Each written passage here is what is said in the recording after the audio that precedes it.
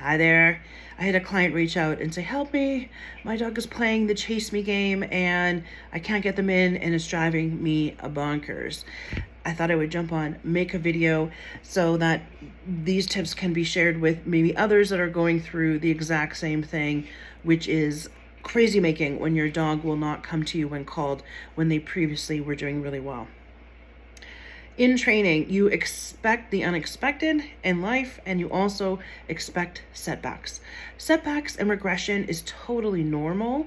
As dogs go through phases, we put them in new environments.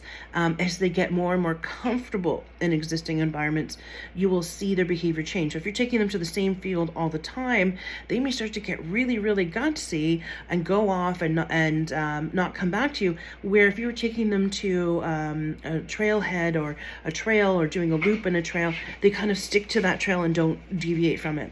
So as they get more and more confident with their surroundings, they can also become more cheeky, right? So they're more confident to run further away and not necessarily care. The one thing that happens with the chase me game is it's rewarding and it's fun. The more frustrated you get and the more you're trying to chase them or deke them out, the more rewarding it is. So never chase your dog if you do not have to. Making it fun is always the goal. So taking the recall and adding your name game, go back to the name game, go back to touch. Also, engagement games for every single chance you get to work with your dog, meaning toys. Take out toys in your training session, but maybe pick up the toys in your home so that you're only playing with toys during training. Now, this is not for brand new puppies. This is not for all dogs. This is when you're having a bit of a regression. How do you maximize your training when you're having a regression? And these are the tips to do it. So especially for the chase me game. 1, if you are chasing your dog, you are losing, they are winning, and you always want them to be chasing you. So one game to play is to have them chase you. This is one of my favorite toys. It is a little bit of a tug, and I hope I never get in a serious accident because half the time this is stuck down the back of my pants or in the back of my jacket. So that if I am recalling a dog or trying to get their attention and they're not, I can whip this out and all of a sudden I've got major attention and focus from them. I've also now started to teach them, this woman's unpredictable. She's predictably unpredictable. She may call me, give me a handful of treats, the best treats. She may shower me with affection. She may whip a tug toy out of her pants and start playing with me, or she may call me to play ball with me. All of these different things. So be predictably unpredictable. We are always rewarding something fun and exciting every single time you recall them. Also consider changing up your recall.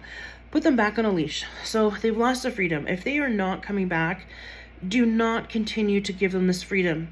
You're not going to tire them out. And sometimes we think, oh, we need to tire them out. Oh, they need to play with their dogs. Oh, they need to do this. No, they need to go back on their leash and go back to the successful spot of their training, which means they're on leash now. You're doing your recall training, your name game, your touch. You're using toys as a reward. Now you can also add in different types of recall in your training to make it different. And that different may be you recall to here where they run and they sit in front of you. Some trainers use this cue as front. So your dog's name, Luna, front, and they run and they sit in front of you and look at you. I particularly train that as here. You can also train them to heel when they recall and they come and sit beside you. And you can also train middle where they run and come either behind you or in between your legs into a circle and sit and look up at you. So you can change the recall. It's the same thing. They're still running to you, but you can change what that means. And sometimes you can break that association of the chase game.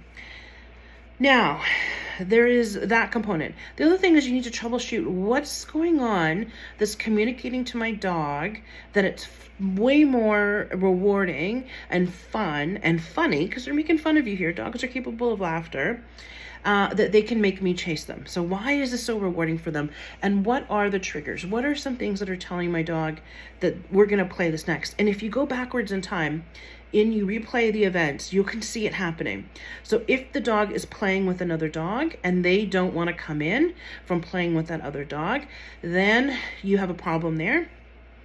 Sometimes it can be from hyperarousal, they're too excited.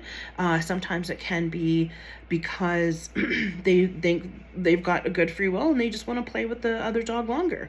Sometimes they know what the time is. They're capable of sensing out a time. It could be that they're like, okay, about 45-minute mark, they always call me and put me on leash, and then I go home and the playtime is over. So the dogs can have predictors of what's going to happen next. So being predictably unpredictable, you want to change some of those behaviors. So dogs are playing, have them play for 30 seconds, recall them, or maybe you don't recall them because they're not going to recall first. Maybe you put them in a sit, you're nice and close, you put them in a sit, you give them rewards, the 2 dogs, then you release them to go play again. Now, and the next time you put them in a sit, you put the leash on, you immediately take it off and have them go play again. You put them in a sit or a down, and now you need to be a little bit more predictably unpredictable, where you're getting them to come into you and do a down or do a touch, and you then put their leash on, walk 20 feet or 5 feet, and immediately take them off leash. And you may do tons of repetition on this.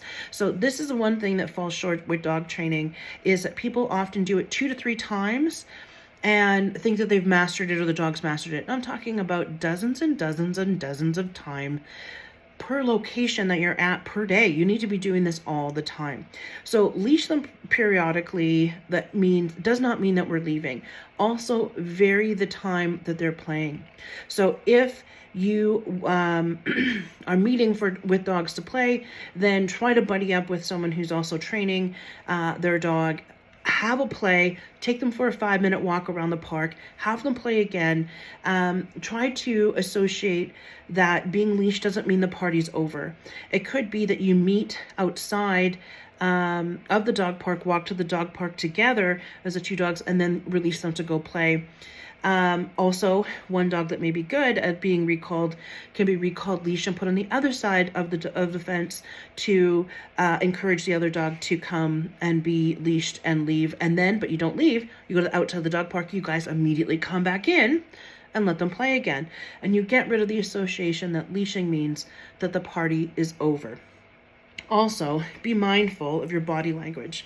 So often what happens when you start to want to leave, maybe you play with your keys, maybe you check your phone, maybe you're walking around with your leash like this, getting ready to go after your dog with it. And that is definitely going to be an indication to your dog that you are going to want to leash them, and then now you're playing the chase game to get your dog to go on leash. So make recall fun, make it unpredictable in terms of your rewards. Go back to where they were successful. If they're not successful, they've got to go back on leash. Play that name game with their meals every single day, and be diligent about it. Mix up your recall. So if you're saying here, and you feel like the here is not working, change it to middle. Teach them to go to the middle, teach them to go to a heel, and work on that, and make sure you do not corrupt that. Do your best 100% of the time to overly reward behaviors that you want the best. Now also make sure that you're not corrupting recall by calling them to get into the car, calling them to go into the bath, calling them to get their nails trimmed, and calling them that where they can predict that they're going to be doing something that they don't like. Also, if your dog is just wanting to play and not pay attention to you at the dog park whatsoever, they might not be ready for off-leash time at the dog park, and you may need to go back to be doing some more training and some more structured walks where they're walking with other dogs, where it's not just leaping in the air, high intensity play. So those are my tips for dogs that want to play the chase game. Another component is the drop it cue. So if you have an item, if they have an item in their mouth like this and they want you to chase them, the first time they see that, where they kind of turn their head to the side and you can see that they're starting to get antsy, go back to your drop it training from puppyhood. Drop it, drop it, drop it, drop it, drop it. Again, you make it fun. You get them to drop it, but you give them the most high reward for dropping it. And you practice this in a controlled environment first. So you will practice this in your home, in your living room, in a room where it's nice and quiet and calm, and you'll get that going. And then you're going to go out in the backyard or the front yard. If you don't have a yard, that's fine. You're going to go outside, but you're going to keep them on that 8-foot leash. So if they're trying to play the chase game, you have one option. The game totally ends. If I was in my yard and my dog decided to play the chase game, I immediately stop what I'm doing. I turn around, I go back inside, I close the door. Now for my dogs, that's more than enough for them to go spit out the toy. Well, that was no fun. That was no fun. When I come back out, I'm going to bring out the toys again, and we're going to start to play. And then as soon as they're not playing by the rules, the game is going to end. But I'm also going to put the time into, so not just removing myself as a punisher for leaving, punishment for them, I'm leaving the situation, but I'm also going to put in the work by doing the positive reinforcement for rewarding them to drop it over and over and over again. And I do that by using treats to reward, using another toy to reward, and also building up the level of excitement. Also, get them to chase you. So this I particularly like because of the rope. If I have a dog that wants me to chase them with it, then I can take this and drag it, and I can run and run alongside, and they chase me. And I turn the chase game different. The difference is you chase me, I don't chase you. The chasing game is very hard once a dog gets in that state to get them out of that state, and the more you reinforce the chase it, the harder it becomes for the dog to stop.